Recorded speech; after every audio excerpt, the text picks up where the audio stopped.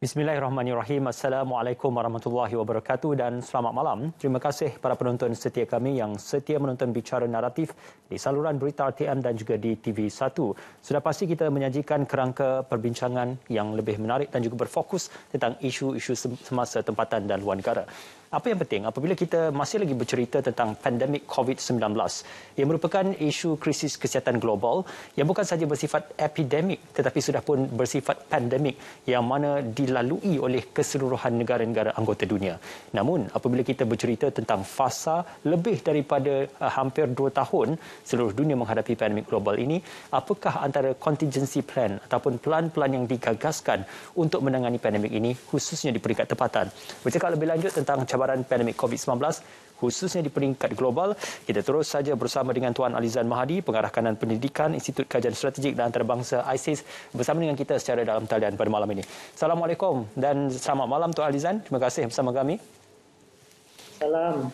Terima kasih kerana saya secara naratif. Alhamdulillah, sekali lagi kita bersama Tuan Alizan, tetapi kali ini mungkin kerangka dan juga perspektif perbincangannya sedikit berbeza untuk kita membawakan berkenaan tentang bagaimana negara-negara di dunia menghadapi pandemik global COVID-19.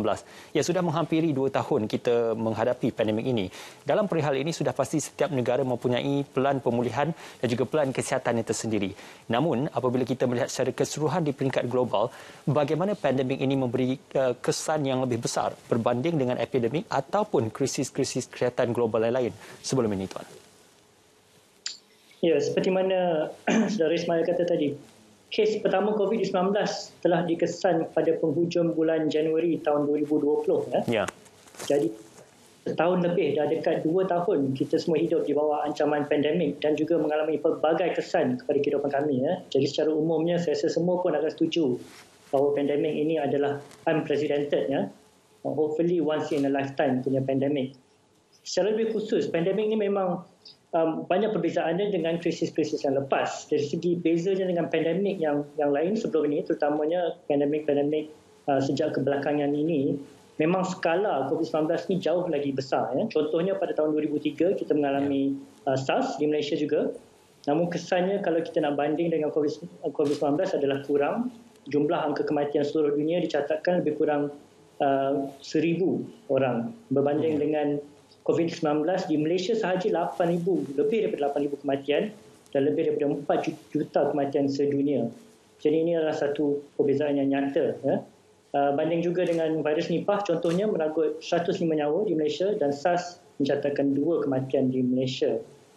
Jadi kalau kita banding dengan pandemik influenza juga, contohnya swine flu, pada tahun 2009-2010 WHO melakukan lebih kurang 18,500 kematian. Sekali lagi jauh lebih rendah. Sama juga dengan influenza yang lain, contohnya Asian flu atau Hong Kong flu, lebih kurang 1 juta kematian. Jadi COVID-19 ini memang adalah kesan yang terbesar semenjak berlakunya Spanish flu. Spanish flu anggarannya lebih kurang 20 ke 50 juta kematian di seluruh dunia. Jadi COVID-19 adalah pandemik sebegini yang terbesar semenjak Spanish flu pada tahun 1918 lebih kurang. Tapi keduanya, skala gangguan tu memang seperti mana kita semua tahu sekarang. Skala gangguan tu sangat tinggi dan masa beberapa gelombang, kita sekarang gelombang ketiga, langkah-langkah pemedongan penularan wabak itu pun mendatangkan beberapa isu-isu seperti kepada isu kesihatan mental dan kesejahteraan kita. Satu lagi lah saya nak tambah, dari segi krisis ni, kadang-kadang kita tengok dari segi ekonomi pun krisis ini berbeza. Dan perbezaannya adalah ia bergantung kepada pembendungan COVID-19 sendiri. Jadi krisis-krisis ekonomi yang lepas seperti Asian Financial Crisis tahun 1997-98 ataupun dikenali sebagai subprime crisis pada tahun 2008, puncanya dan penyelesaiannya juga melalui faktor-faktor ekonomi. Jadi dari segi pemulihan tu, cara yang terbaik pemulihan ekonomi masih lagi untuk membendung COVID-19 dan bukannya sekadar intervention daripada segi ekonomi. Jadi itu adalah sangat berbeza. Jadi sekali lagi itulah kenapa kita kata ini adalah satu isu yang unprecedented. Jadi saya rasa secara umumnya lah, sebagai kesimpulan, kesan gangguan kepada kehidupan seharian kita memang paling teruk lah yang kita pernah alami di zaman moden ini. Dan kita boleh lihat berapa besar skalanya pandemik tersebut. Disebabkan itu, WHO juga ada menyebut dalam pengumuman baru-baru ini bahawasanya pandemik ini sudah pun bersifat endemik, yang mana ia akan masih terus berlaku, ia akan masih terus berada dalam komuniti dan juga akan masih terus bermutasi. Dengan kita melihat kehadiran varian Delta yang dianggap sebagai mutasi dan juga varian yang paling bahaya dalam kategori pandemik COVID-19. Bagaimana kita meletakkan normalisasi pandemik ini dalam kalangan komuniti global bersama juga dengan pelan imunisasi ataupun pelan vaksinasi yang telah pun digagaskan secara rancak di peringkat global. Jadi apakah terdaya untuk kita masih hidup bersama dengan virus ini untuk menjadikan ia sebagai endemik? Ya, varian Delta ni sangat mencabar. Jadi strategi utama masih lagi menerusi proses vaksinasi. Walaupun dia tidak menjaminkan keberkesanan, effectiveness 100%, namun ia boleh mengelakkan severe implications. Jadi penggunaan vaksin adalah strategi yang utama untuk mencapai herd immunity. Dan kita boleh lihat keberkesanan tersebut di negara-negara yang telah divaksin secara meluas, seperti Norway, Singapura dan sebagainya, di mana walaupun kadar kejangkitannya mungkin masih tinggi, tetapi dia punya kesannya didapati lebih rendah atau tak severe. Jadi di Malaysia, saya rasa di bulan yang lepas ni, Malaysia adalah salah satu negara yang tertinggi dalam kadar pemberian vaksin di dunia per kapita. Namun begitu, semuanya bergantung kepada bekalan vaksin. Dan isu bekalan vaksin ni memang terdapat isu ketidaksamaan bekalan vaksin ataupun vaksin inequality, dan ini adalah satu cabaran besar yang kita perlu hadapi.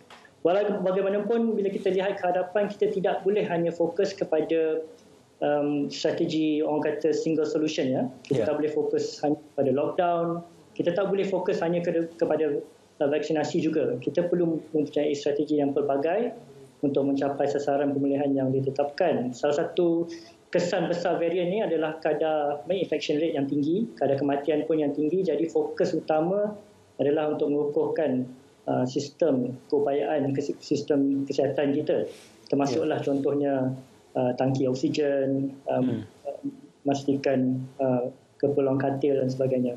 Tapi untuk jangka masa panjang, memanglah strategi yang terbaik, orang kata prevention is better than cure.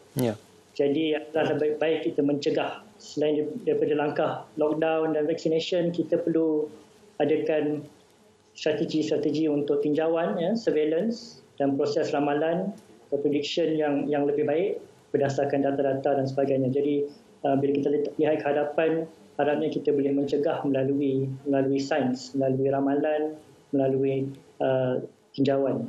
Okey. Disebabkan itu, apabila kita bercerita untuk mewujudkan imuniti kelompok dalam kalangan masyarakat di dunia, vaksin itu tidak boleh dijadikan komoditi dalam pasaran bebas. Kerana selagi mana ada saja kelompok komuniti di mana-mana bahagian dunia yang tidak divaksin, maka ia akan merisikokan warga masyarakat dunia yang lain. Dalam perihal ini, bagaimana kita menilai peranan COVAX dalam mengawal selia pemberian vaksin, pemeroran vaksin, malah pembangunan vaksin kepada negara-negara yang ingin mengeluarkan vaksin? Adakah kita melihat keberhasilan pengurusan ini telah pun diterjemahkan kepada mempercepatkan usaha dan mempelbagaikan jenis-jenis vaksin di pasaran, Tuan? Okey, itu soalan yang saya rasa ya dan tidak. Dari satu segi, memang COVAX telah berjaya untuk meningkatkan bekalan vaksin, terutamanya kepada negara-negara berbangun. Di Malaysia pun tak salah saya, lebih kurang 10% daripada bekalan vaksin datangnya daripada fasiliti COVAX. Tetapi kita juga tidak boleh nafikan, terutamanya negara-negara yang maju masih mengamalkan vaksin hoarding atau membolot vaksin, dan ini terpulang atau bergantung kepada market vaksin juga, dan juga isu-isu yang bergantung kepada isu diplomasi, isu-isu kuasa negara dan sebagainya. Jadi COVAX itu telah pun membantu dalam membekalkan mungkin untuk beberapa negara membangun, tetapi bukan secara keseluruhan. Dan kita nampak kesan ini. Contohnya sekali lagi, Delta varian ini yang sekarang melanda dunia. kita telah lihat di mana dia berasal daripada India, ya, di mana India telah mengalami isu dalam bekalan vaksin. Jadi sepatutnya jika negara-negara maju telah memberi bekalan vaksin kepada India lebih awal, mungkin kita boleh elakkan vaksin atau COVID-19 mutasi dan sebagainya. Jadi ya, ada kejayaan dan ia sangat penting, tetapi memanglah ia limited, ya. Jadi ia tidak boleh secara menyuruh untuk menyelesaikan isu bekalan vaksin. Apabila disentuh juga tentang kerjasama negara-negara, khususnya dalam kerjasama serantau, ini juga kita perlu memberikan penjelasan yang lebih lanjut tentang kerjasama serantau ASEAN. Sudah pasti negara-negara ASEAN juga mempunyai satu pegangan yang kukuh dalam memperlihatkan kerjasama kesihatan juga perlu untuk diterjemahkan dalam ruang jalinan kerjasama tersebut. Bagaimanakah dalam perihal ini kita melihat akan adanya perbezaan antara negara di ASEAN, ada yang negara membangun, ada yang negara mungkin masih dalam kategori dunia ketiga dan ada juga yang sudah pun mencapai status negara maju. Jadi bagaimana ketidakseimbangan antara negara-negara anggota ini memungkinkan satu ruang kerjasama kesihatan yang baik bersandarkan kepada fokus untuk memerangi pandemik COVID-19? Ya, memang benar. Salah satu cabaran sebenarnya kerjasama di antara ASEAN adalah setiap negara ASEAN sangat berbeza daripada kebolehannya, daripada sumber-sumber, daripada segi agenda pembangunannya dan sebagainya. Jadi ini adalah satu cabaran di ASEAN sebenarnya. Tetapi seperti mana Saudara Ismail kata tadi, ia juga adalah satu peluang untuk kerjasama yang lebih erat serantau. Seperti mana kita tengok tadi, isu COVID-19 ni perlu kerjasama sedunia. Jadi apatah lagi kerjasama serantau, contohnya kerjasama daripada segi memastikan kita boleh kongsi maklumat, kerjasama daripada segi ekonomi juga, memastikan pasaran kita masih terbuka dan sebagainya. Jadi dari segi ASEAN sebenarnya banyak inisiatif telah diambil oleh ASEAN sebagai inisiatif serantau. Contohnya ada penubuhan ASEAN Emergency Operating Network for Public Health Emergency dan ASEAN Biodiaspora Virtual Center. Dan ini memainkan peranan penting dalam memastikan change of information, ya, tukaran maklumat, input teknikal tentang virus dan sebagainya. Banyak lagi inisiatif lain, contohnya rangkaian makmal kesihatan awam yang memberikan dan share kepakaran dan sokongan teknikal kepada makmal di negara-negara ahli. Pusat penilaian risiko, pusat komunikasi risiko ASEAN membantu dalam menyampaikan maklumat tentang langkah-langkah kawalan dan pencegahan, termasuk dalam menangani berita palsu dan penyebaran maklumat yang salah. Terdapat juga perjanjian untuk membina stockpile, ya, untuk bekalan medical supplies. Sebenarnya banyak lagi inisiatif lain untuk ekonomi seperti saya bangkitkan tadi, juga inisiatif seperti untuk membuka pasaran dan memastikan aliran dagangan dan rantaian bekalan yang sentiasa terhubung, dan sebagainya. Secara komprehensif juga di ASEAN Summit yang lepas, organisasi serantau ini telah menerima pakai satu kerangka baru sebenarnya yang dikenali sebagai ASEAN Comprehensive Recovery Framework, dan ini sebenarnya dicadangkan oleh Malaysia sendiri dan dengan cadangan dan maklum malas negara-negara ahli ASEAN yang lain. Namun di peringkat ASEAN ni memanglah cabarannya adalah pelaksanaannya. Seperti mana Saudara Ismail kata tadi, kita punya status berbeza, kita punya progres dalam pembangunan pun sangat berbeza.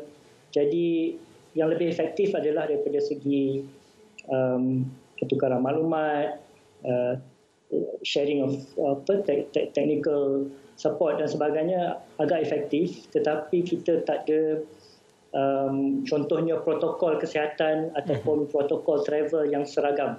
Jadi mungkin pada masa depan itu akan membantulah untuk ada satu respon yang seragam serantau ASEAN.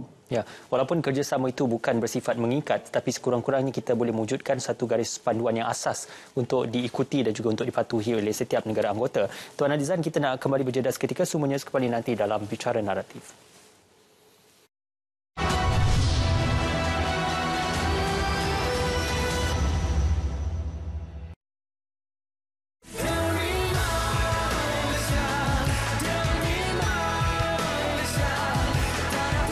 Sepanjang sepanjang 24 Julai hingga 7 Ogos.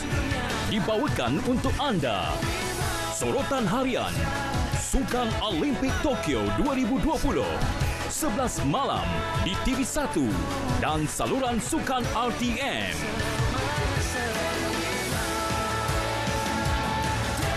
Sukan Olimpik Tokyo 2020 hanya di RTM.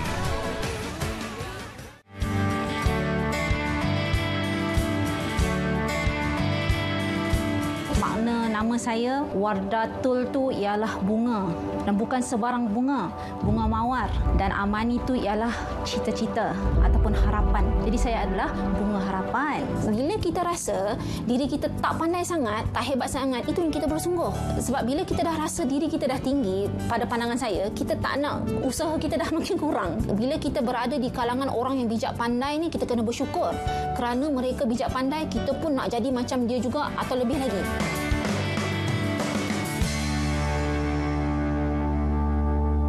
Mewarnaimu hanya di TV1.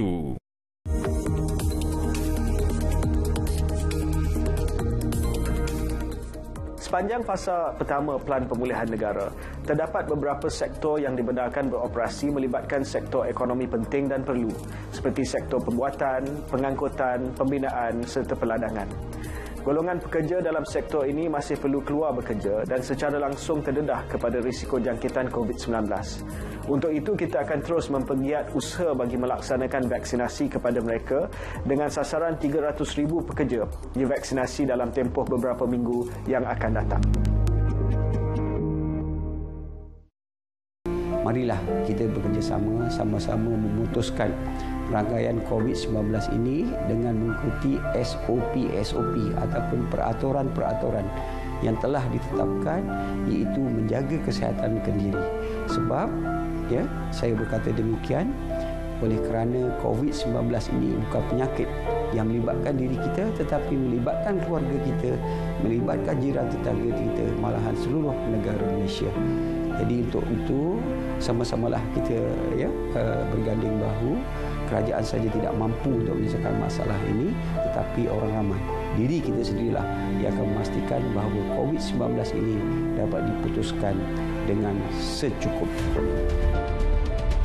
Perbaloikah kompromi demi ekonomi jika angka kematian menjadi-jadi?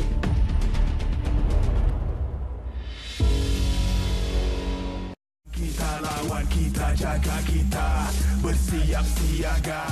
Pemakaian face mask, dua face mask akan lebih berkesan, iaitu dapat menapis lebih daripada 95% daripada virus, dan ini telah pun disarankan oleh CDC, dan terutama di tempat-tempat awam yang berisiko tinggi, contohnya di hospital.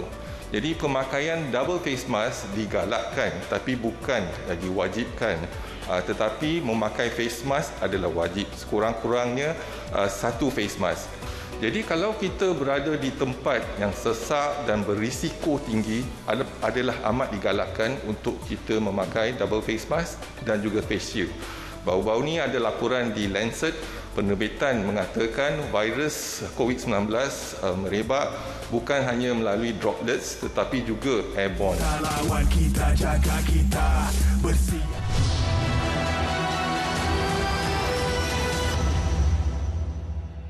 Ya, kita bersua kembali dalam Bicara Naratif. Sudah pastinya kita bercerita tentang cabaran global dalam menghadapi pandemik COVID-19. Masih lagi bersama dengan Tuan Alizan Mahadi, Pengarah Kanan Penyelidikan Institut Kajian Strategik dan Antarabangsa ISIS. Tuan Alizan, seketika tadi kita bercerita tentang apa yang dilakukan, khususnya kerjasama serantau ASEAN dalam menghadapi pandemik ini.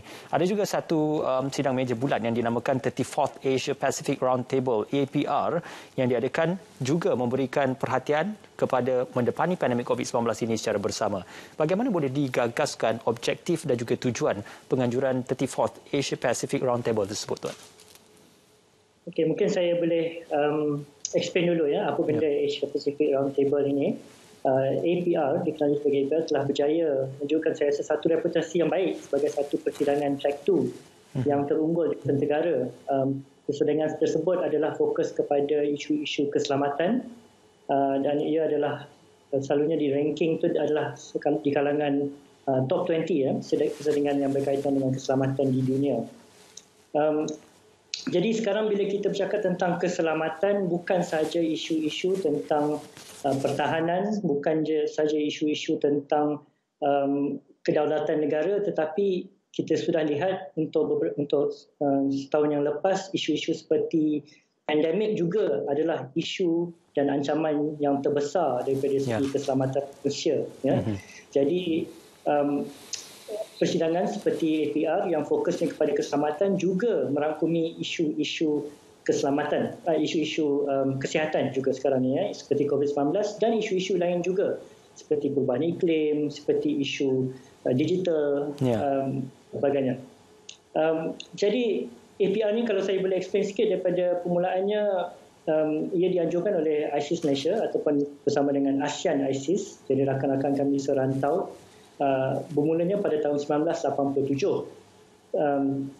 Mulanya pada tahun itu saya diberitahu ia cuma dianjurkan secara kecil di ISIS Malaysia sendiri, tetapi ia telah berkembang secara pesat dari segi saiz, fokus dan skopnya, dan selalunya lebih kurang 300, lebih daripada 300 pembuat dasar, thought leaders, intellectuals, pegawai-pegawai kerajaan, wartawan dan individu-individu akan hadir dan membincangkan isu-isu strategik Asia Pasifik dan dunia secara amnya. Jadi APR ini telah berjalan pada setiap tahun semenjak 1987 kecuali tahun lepas kerana COVID-19, dan tahun ini kami akan anjurkan APR buat julung kalinya di atas talian online.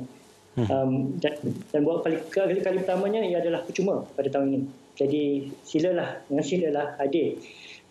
Seperti mana saya kata tadi, isu-isu yang dibangkitkan semasa APR adalah berkaitan dengan keselamatan dan isu-isu strategik serantau. Dan memanglah isu COVID-19 ni adalah isu utama sedunia sekarang dan juga serantau. Jadi memang di dalam APR pada tahun ini kami akan fokus kepada pemulihan daripada COVID-19 dan juga kerjasama menangani COVID-19. Contohnya sekali lagi isu kerjasama daripada segi bekalan vaksin. Tetapi juga COVID-19 juga mendatangkan isu-isu keselamatan yang lain. Contohnya mungkin ada strategic realignment di antara kuasa-kuasa besar seperti Amerika Syarikat dan China. Juga setelah COVID-19 berlaku, kita telah lihat peredaran dunia lebih ke arah digital. Jadi isu-isu seperti cyber security semakin besar. Jadi isu-isu ini akan dibincangkan semasa APR ke-34 tahun ini. Melihatkan kepada penyertaannya itu terdiri daripada pakar-pakar dalam bidang kepakaran masing-masing, juga termasuk pembuat dasar, mereka yang berkecimpung dalam industri itu sendiri, malah turut melibatkan negara-negara kuasa besar rantau Asia seperti Jepun dan juga negara kuasa besar global seperti Amerika Syarikat. Apakah capaian ataupun output daripada APR ini akan memungkinkan suatu resolusi yang boleh diterjemahkan kepada pengamalan negara-negara anggota dalam menghadapi pandemik COVID-19? Okey, yang paling penting persidangan APR ni adalah dipanggil track 2 track 2 diplomasi. Track 2 diplomasi ni adalah bila kita lihat track 1 adalah hubungan diplomasi secara rasmi antara negara, antara kerajaan-kerajaan negara, manakala track 2 adalah tidak rasmi, selalunya di antara badan-badan pemikir negara-negara lain. Jadi persidangannya lebih terbuka. Kami boleh bincang semua isu termasuk isu-isu sensitif, dan ini adalah salah satu peluang untuk pemikir-pemikir, untuk pembuat dasar berbincang secara terbuka apakah penyelesaian yang terbaik untuk menangani isu COVID-19 serantau dan juga sedunia. Jadi di sini kita boleh dan pakar-pakar akan membawa idea-idea yang terkini. Kita boleh juga kongsi mungkin best practices yang dijalankan di negara-negara lain, dan mungkin ini akan menjadi satu permulaan atau titik permulaan untuk perjanjian atau perbincangan yang lebih rasmi di peringkat negara dan di peringkat kerajaan. Jadi ini adalah satu peluang yang baik untuk membina rangkaian di antara terutamanya di antara pakar-pakar dan pembuat dasar yang bukan kerajaan ataupun yang bukan kerajaan tetapi yang menasihati kerajaan dan menjadi titik permulaan untuk ke arah mencari penyelesaian yang lebih baik untuk serantau. Disebabkan oleh pandemik COVID-19 ini, ia telah memberi kesan kepada hubungan geopolitik antara negara-negara global. Dan sudah pasti antara isu yang banyak diberikan perhatian adalah tentang isu bagaimana kad vaksin digital ia boleh membolehkan perjalanan antara warga negara anggota dan juga warga negara di seluruh dunia untuk melakukan perjalanan dari satu tempat ke satu tempat. Dan juga isu tentang bagaimana kita melihat gelembung perjalanan hijau juga turut dibincangkan dalam masa beberapa bulan yang lalu. Jadi apakah perkara seperti ini juga turut diberikan perhatian untuk kita melihat perspektif baharu aspek persempadanan dan juga aspek geopolitik antara negara-negara global. Ya benar, isu-isu tersebut saya pasti akan dibangkitkan oleh pakar-pakar dan speakers di persidangan tersebut, seperti isu yang seperti mana saya kata tadi, salah satu isu serantau ASEAN adalah di mana ASEAN memainkan peranan yang penting untuk atau telah pun memainkan peranan untuk berkongsi maklumat. Ya. Tetapi pandangan saya masih agak lemah di dalam mengadakan satu perjanjian atau persetujuan di antara isu seperti protokol, protokol travelling dan sebagainya. Jadi persidangan tersebut mungkin tidak akan secara langsung membincangkan ke arah satu perjanjian, tapi ia boleh membangkitkan isu-isu tersebut. Ya, dan mungkin yang lebih pentingnya bagaimana kita boleh beredar ke arah ke arah yang lebih seragam sebenarnya. Itulah mungkin yang akan dibincangkan di roundtable tersebut. Ya, seketika yang turut menarik perhatian saya dalam ada beberapa fokus utama dalam APR juga adalah tentang isu-isu climate change ataupun perubahan iklim dan juga kesan-kesan perjalanan ataupun perubahan seseorang komuniti ataupun seseorang itu dan juga komuniti masyarakat dari satu tempat ke satu tempat disebabkan perubahan iklim.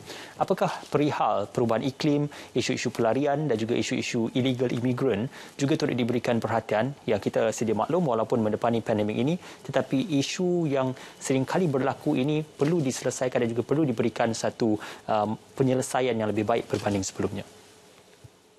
Ya, saya rasa COVID-19 telah memberi pengajaran dan kesedaran kepada kami sekali lagi tentang apakah ancaman-ancaman kepada keselamatan manusia. Ya. Jadi mungkin sebelum ni bila kita bincang tentang keselamatan, mungkin kita lebih risau tentang peperangan dan sebagainya. Tetapi skala kematian COVID-19 telah menunjukkan ancaman-ancaman lain yang bukan orang kata non-traditional security. Isu ancaman yang non-traditional mungkin adalah mungkin lebih besar dan perlu diprioritaskan. Jadi perubahan iklim adalah salah satu isu keselamatan manusia juga. Yeah. Seperti kita tahu, bayangkan negara seperti Maldives dijangka dalam 80 tahun mungkin akan tenggelam. Ya. Di satu negara akan tenggelam. Jadi apakah akan berlaku kepada rakyat-rakyat Maldives? Di manakah mereka akan pergi? Ya. Jadi ini membangkitkan isu migrant climate, ya, atau migrant yang terakibat oleh climate change atau perubahan iklim. Jadi isu-isu di masa depan kita kena was-was, kita kena perbaiki ramalan kita dan adaptasi kepada isu-isu seperti perubahan iklim dan juga berbincang sebagai satu masyarakat sedunia dan juga antara negara. Ya. Contohnya di Malaysia juga, ataupun berdekatan dengan Malaysia, Bangladesh, kesan perubahan iklim ke Bangladesh dijangka agak teruk. Jadi mungkin kita akan mengalami migran-migran daripada Bangladesh disebabkan perubahan iklim. Jadi ini memerlukan kajian, memerlukan perbincangan bersama beberapa pihak, ya, bila kita cakap tentang keselamatan. Ya, disebabkan itu aspek migrasi ataupun perpindahan kelompok manusia dari satu negara ke satu negara yang lain tidak dapat dielakkan. Ia banyak bergantung kepada keadaan struktur muka bumi dan juga perubahan iklim di sesebuah negara itu. Itu yang mungkin kita akan perincikan lagi apakah yang dijalankan di bawah 34th APR ini. Tuan Anizan, kita nak kembali berehat seketika, semuanya kembali dalam Bicara Naratif.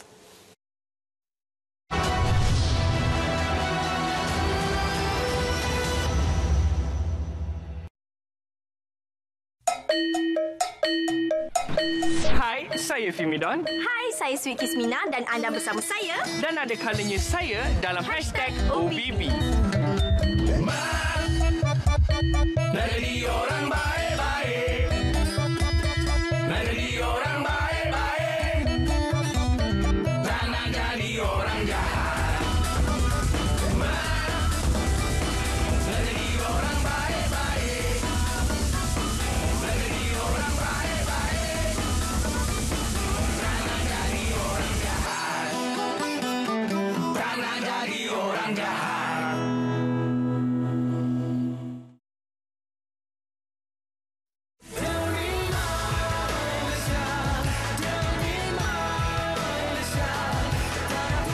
Sepanjang 24 Julai hingga 7 Ogos.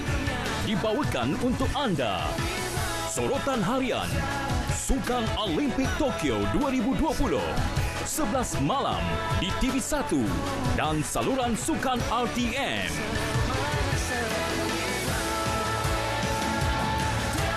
Sukan Olimpik Tokyo 2020 hanya di RTM.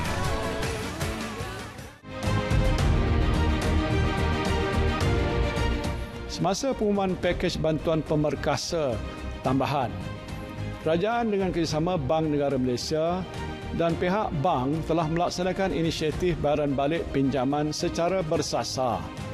Setakat ini lebih daripada 250,000 peminjam yang layak telah mendapat kelulusan secara automatik. Mereka hanya perlu memilih sama ada untuk mendapatkan moratorium selama 3 bulan atau pengurangan bayaran ansuran sebanyak 50% selama 6 bulan.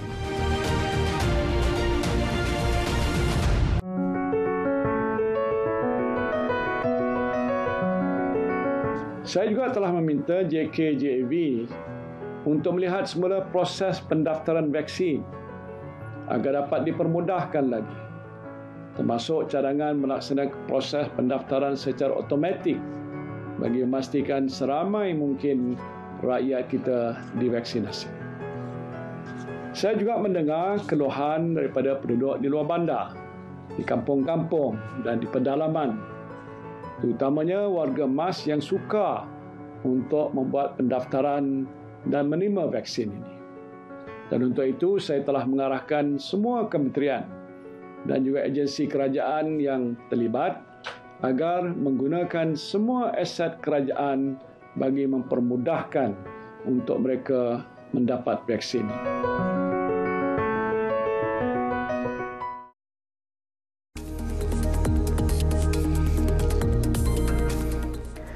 Kerjasama setiap ahli masyarakat adalah penting bagi membolehkan PIK mencapai kejayaan.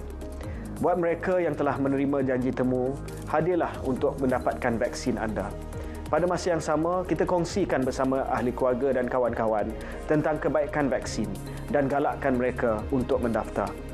Anda juga boleh menyumbang tenaga untuk menjadi sukarelawan di PPV dan maklumat lanjut tentang perkara ini akan kita kongsikan nanti.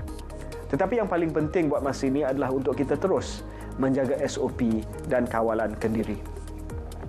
Tempoh beberapa bulan yang akan datang akan menentukan kejayaan kita. InsyaAllah, dengan usaha berterusan yang kita sama-sama lakukan, kita mampu mencapainya.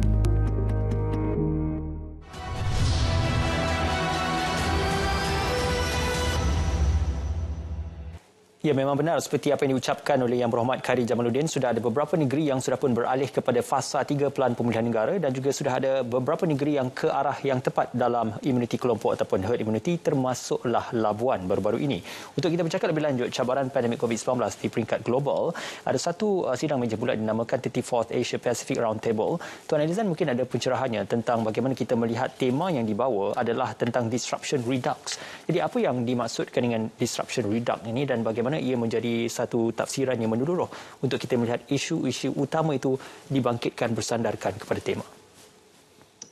Okey, dari segi seperti mana Saudara Ismail kata tadi, tahun ini dia punya tema dia adalah disruption redux. Dari segi disruptionnya adalah kerana di mana kita tahu impact pandemik kepada sedunia adalah memberikan gangguan, disruption yang besar dari semua segi, contohnya daripada segi ekonomi, dari aspek strategik, daripada aspek keselamatan, dan sosial kepada Asia Pasifik. Keduanya redux adalah kerana isu-isu yang sekian lama yang telah berlaku seperti persaingan antara kuasa besar, keganasan atau terorisme, pandemik juga dan sebagainya mendapat tempuan semula ya, kerana ia masih tidak dapat diselesaikan atau menjadi semakin teruk sebenarnya setelah COVID-19.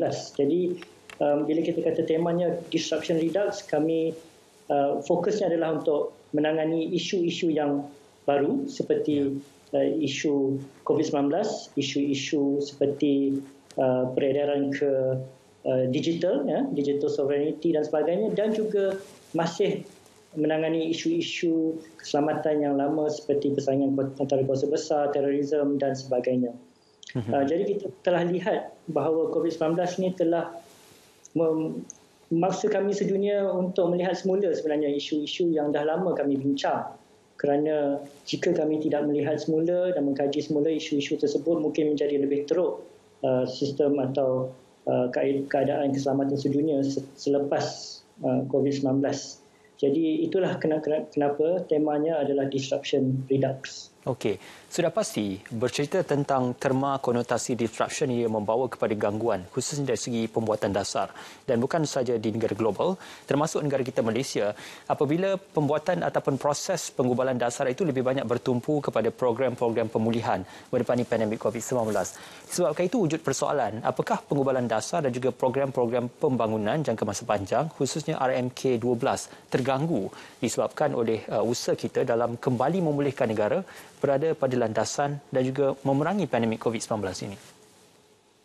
Ya, daripada sudut penggubalan dasar memang terdapat gangguan kerana ia menunjukkan proses pembangunan ini adalah sebenarnya berbentuk dinamik. Ya, maksud saya adalah kita mungkin sering beranggapan sebagai satu negara yang sedang membangun yang kita sedang menuju ke arah yang kita sasarkan. Ya, contohnya kita mungkin rasa kita menuju ke arah untuk tiada kemiskinan contohnya ya. Tetapi COVID-19 telah merencatkan perkembangan pembangunan kita. Seperti contohnya semasa COVID-19 ekonomi telah menguncup sebanyak tak salah saya 5.6%.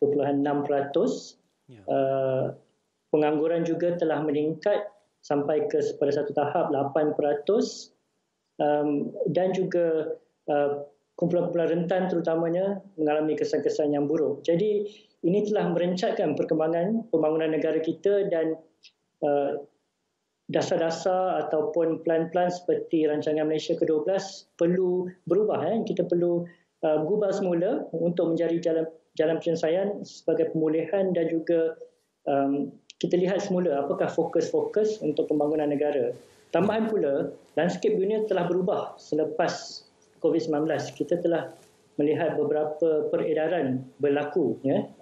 Contohnya peredaran global semasa telah berlaku dalam peningkatan tahap pendigitalan atau digital. Ya. Kita telah melihat satu digital transition berlaku. Kita juga telah melihat satu energy transition berlaku lebih kepada renewable energy dan juga peredaran yang lain. Jadi disebabkan ini kita sedang hidup di dalam landscape yang pasca COVID-19 ini adalah landscape yang baru. Jadi penggubalan dasar pun perlu mengambil maklum tentang isu-isu yang baru dan juga isu-isu yang lama, sekali lagi redux, yang kita perlu tengok semula atau kaji semula. Ya. Pandemik global ini seolah-olah memberikan satu amaran merah kepada penggubal dan juga pembuat dasar tentang peristiwa Black Swan event yang pernah berlaku. Jadi apakah perihal ketakutan dan juga kegusaran berkenaan berlakunya sekali lagi peristiwa Black Swan event itu akan kembali terjemah disebabkan oleh pandemik ini? Okay, sebenarnya pada pendapat saya COVID-19 ni bukan satu Black Swan event sebenarnya.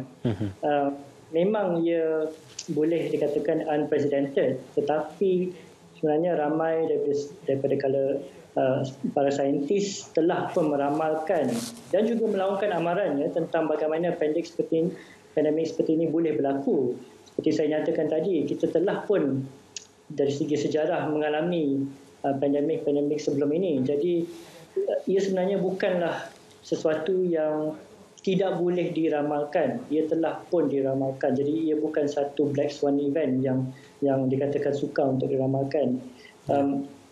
Jadi sekali lagi ia mempunyai persamaan contohnya dengan perubahan iklim, ya, di mana amaran dan juga konsensus yang tinggi di antara saintis telah dibangkitkan sekian lama, tetapi hanya baru-baru ini saja yang diberikan lebih perhatian atau perhatian yang sewajarnya.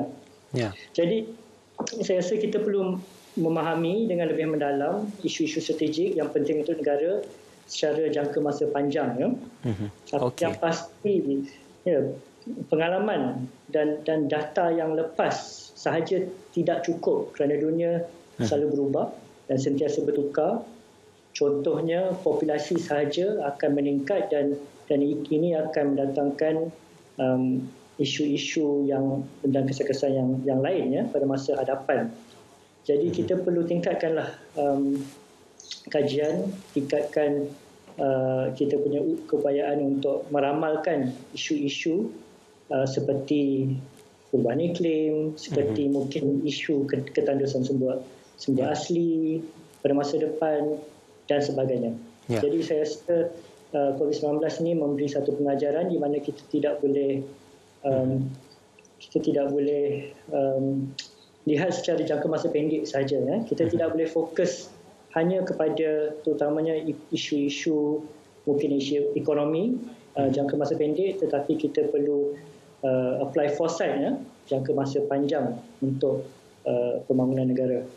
Ya, bukan saja kita bercerita tentang capaian kepada isu-isu jangka masa pendek, tetapi isu-isu jangka masa panjang. Pandemik ini juga menimbulkan kegusaran tentang pertambahan jumlah penduduk, bukan saja penduduk global, tetapi juga penduduk negara kita, dan bagaimana isu-isu tentang pertambahan jumlah penduduk dengan nisbah fasiliti kesihatan, pertambahan jumlah penduduk dengan nisbah pakar-pakar perubatan, dan juga pertambahan jumlah penduduk dengan nisbah bekalan makanan untuk tahun-tahun yang mendatang. Jadi apakah perkara ini juga dikira sebagai perkara-perkara mustahak yang perlu diselesaikan, bukan hanya pandemik COVID-19? Ya, betul. Pandemik COVID-19 ni adalah satu isu yang setengah saintis kata kecil kalau kita berbanding dengan isu-isu yang akan melanda dunia pada masa depan, kerana dunia semakin padat, dunia semakin panas, ya, dan permintaan semakin meningkat bila populasi semakin meningkat. Jadi pada masa depan kita perlu memastikan makanan yang cukup, air yang cukup. Sekarang pun kita ada masalah bekalan air bukan saja di Malaysia tetapi sedunia juga. Kita perlu pastikan akses kepada tenaga dan juga perlu memastikan sumber semula jadi juga yang cukup untuk memastikan kesejahteraan populasi yang semakin meningkat, ya. Jadi mungkin isu-isu ini tidak dirasakan mustahak pada waktu ini, tetapi sekali lagi dari segi saintifiknya kita perlu membuat kajian dan kita perlu mengambil satu pendekatan yang mengambil jangka masa panjang, ya. Jadi isu-isu ini akan menjadi isu yang strategik, isu yang penting pada masa hadapan, dan kita telah pun melihat banyak negara bila kita bercakap tentang pemulihan COVID-19, mereka akan bertumpu kepada orang kata build back better, ya, menumpu kepada isu-isu yang memastikan kelestarian dan isu-isu pemulihan yang akan memastikan keselamatan dan kesejahteraan secara jangka masa panjang. Seketika juga tentang bekalan tenaga ataupun sumber-sumber semula jadi yang mana ia digambarkan sebagai tidak boleh diperbaharui, dan sudah pasti banyak negara-negara dalam SDG juga ke arah untuk menggunakan pakai tenaga yang boleh diperbaharui supaya kita boleh mengganti dan juga memakai kepada sumber tenaga yang boleh menggantikan tenaga-tenaga yang tidak boleh diperbaharui. Jadi bagaimana dalam perihal ini komitmen negara-negara anggota dunia perlu dalam melihat isu-isu SDG dapat ditangani secara bersama? Ya, isu tenaga adalah sangat penting kerana dua sebab utama. Pertamanya, isu tenaga ni adalah penting kerana tenaga yang berbentuk ataupun datangnya daripada fossil fuels, ya, akan mengakibatkan perubahan iklim yang lagi teruk. Jadi sebenarnya kita telah melihat terutamanya selepas COVID-19, kebanyakan negara membuat investment di dalam renewable energy kerana ini bukan berdasarkan fossil fuels. Jadi itu yang pertama dari segi perubahan iklim. Perjanjian di dunia, contohnya perjanjian perubahan iklim di Paris tahun 2015 telah mengesyorkan sedunia kita berubah dan beredar kepada renewable energy. Keduanya, tenaga juga secara sejarah memanglah adalah satu topik yang penting dari segi geopolitik. Jadi negara-negara yang mempunyai atau mengeksport terutamanya minyak, oil and gas, ini adalah tunggak utama dia punya foreign policy. Jadi mungkin bila ada peredaran daripada segi tenaga, ini akan mengubah landscape geopolitik juga. Jadi negara-negara yang mengeksport oil and gas akan terakibat juga dengan peredaran tenaga. Jadi contohnya Malaysia adalah salah satu daripada negara tersebut.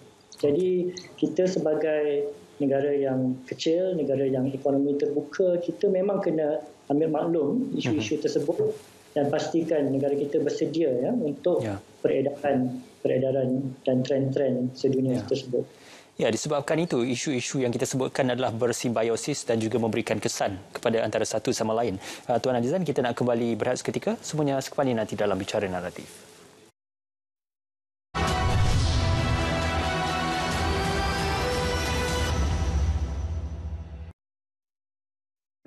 Panorama, budaya, kesihatan, teknologi, pelancongan, sejarah dan isu-isu semasa. Antara paparan menarik yang dibawakan dari dalam dan luar negara. Saksikan Panorama setiap Isnin 10 malam hanya di TV1.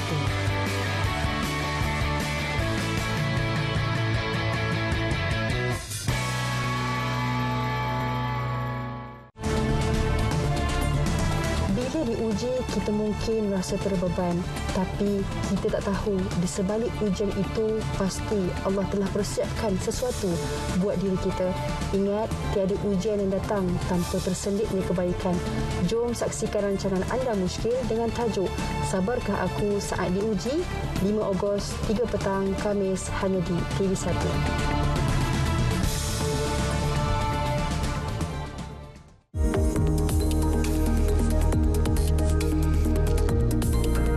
Seperti mana yang diketahui umum, kumpulan berisiko tinggi menjadi keutamaan di bawah PIK. Sehingga hari ini, sebanyak 60% warga emas berdaftar telah pun menerima sekurang-kurangnya 1 dos vaksin COVID-19. Kita berharap vaksinasi kepada golongan warga emas ini dapat diselesaikan menjelang akhir bulan ini.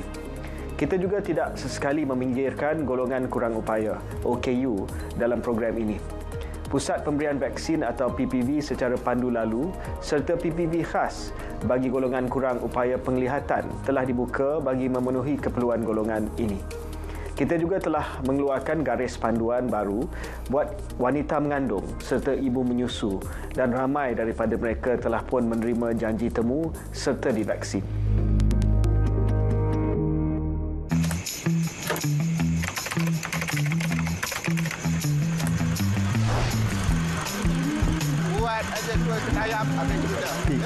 Mana kau dapat channel TV ni, Bil? Online je, Zul. Sekarang ni kalau kau tengok RTM, kau boleh tulis RTM klik kat website, keluarlah semua channel.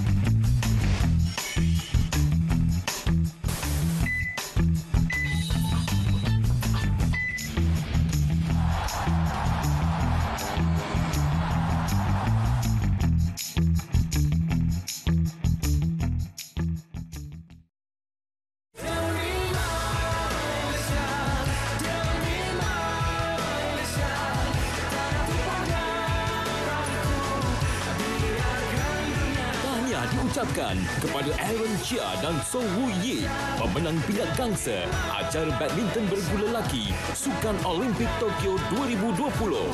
Syabas daripada RTM.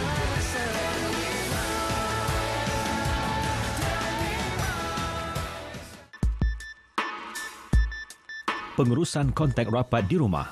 Pertama, kontak rapat perlu dikuarantin selama 10 hari dari tarikh terakhir pendedahan kepada kes positif. Kedua, kontak rapat hendaklah melakukan pemantauan kesihatan kendiri dalam tempoh tersebut. Ketiga, kontak rapat akan dihubungi untuk tujuan penilaian kesihatan dan pemberian perintah pengawasan dan pemerhatian mengikut pengaturan PKD masing-masing. Keempat, kontak rapat yang bergejala akan diberi keutamaan untuk ujian pengesanan COVID-19.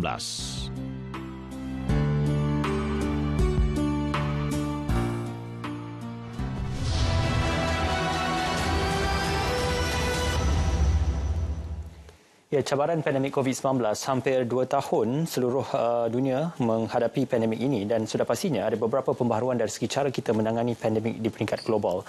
Masih lagi bersama dengan Tuan Alizan Mahadi yang juga merupakan pengarah kanan pendidikan Institut Kajian Strategi Antarabangsa ISIS.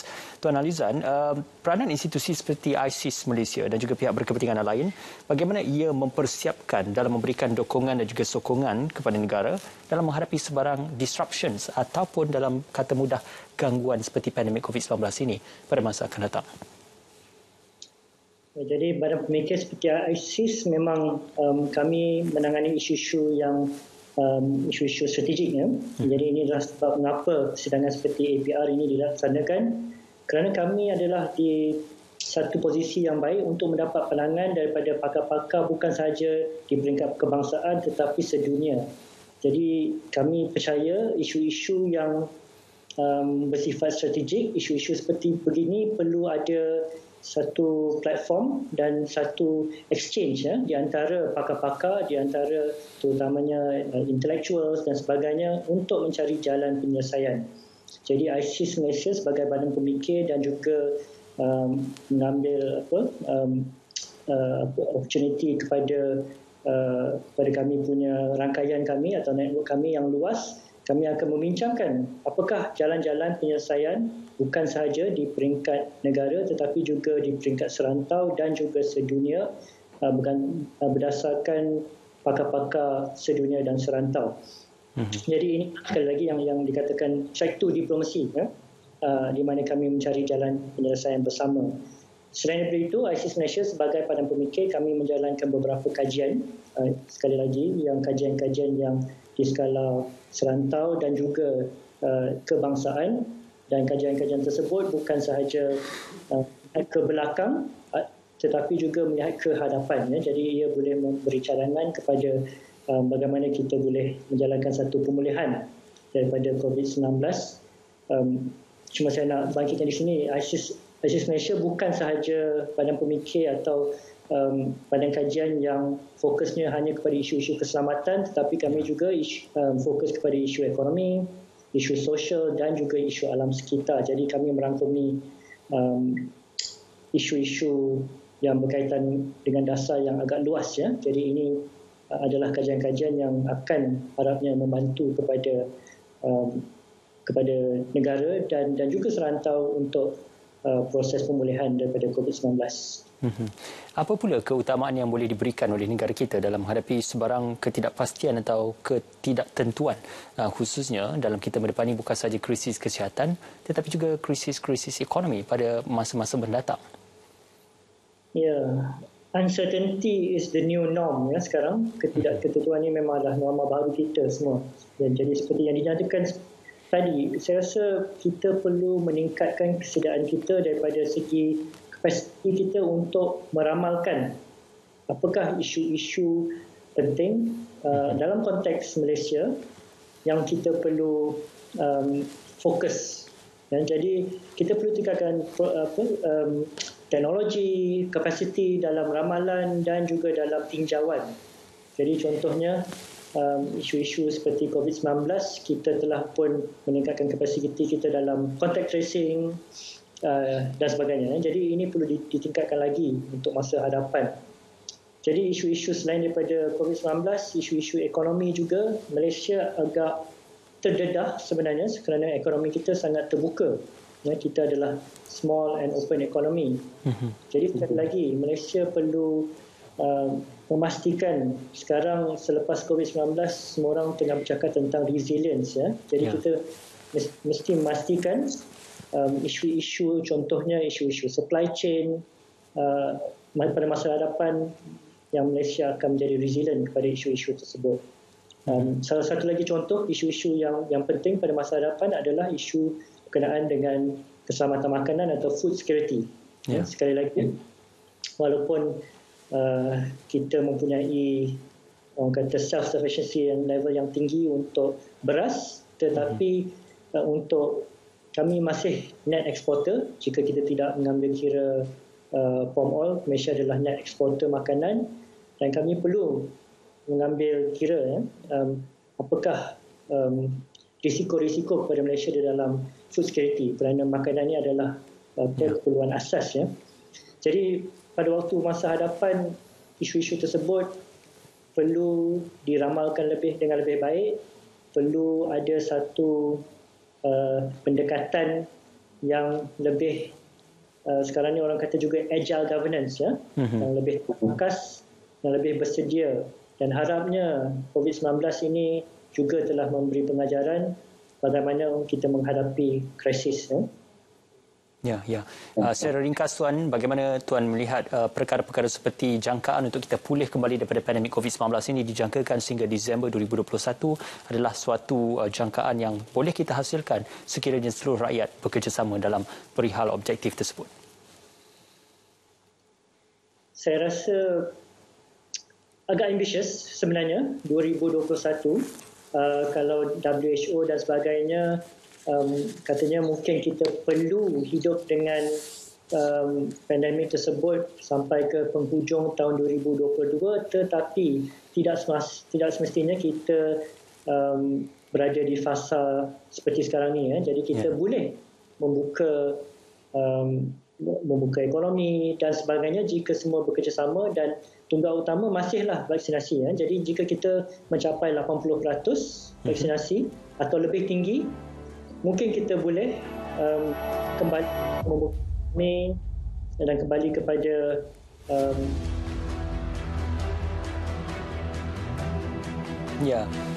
satu perkongsian yang baik juga. Terima kasih diucapkan kepada Tuan Alizan Mahdi, Pengarah Kanan Penyelidikan Institut Kajian Strategik dan Antarabangsa ISIS Malaysia, kerana bersama dengan kami. Terima kasih sekali lagi atas perkongsian tersebut. Sudah pasti seluruh dunia sedang berusaha bersungguh-sungguh dalam menghadapi cabaran pandemik peringkat global ini. Namun apa yang pasti, hari ini adalah lebih baik daripada semalam, dan esok adalah mungkin lebih baik daripada hari ini untuk kita menggambarkan usaha kita dalam menepani pandemik COVID-19. Terima kasih sekali lagi kepada Tuan Alizan Mahdi dari ISIS Malaysia kerana berkongsi pandangan bersama dengan Bicara Naratif pada malam ini. Teruskan kesetiaan anda, dan insya-Allah dari semasa ke semasa kita bawakan topik-topik yang menarik untuk dibincangkan bersama. Bukan saja isu COVID-19, tapi isu-isu kepentingan masyarakat dan juga negara. Terima kasih. Dengan itu kami tinggalkan anda dengan Assalamualaikum. Selamat malam.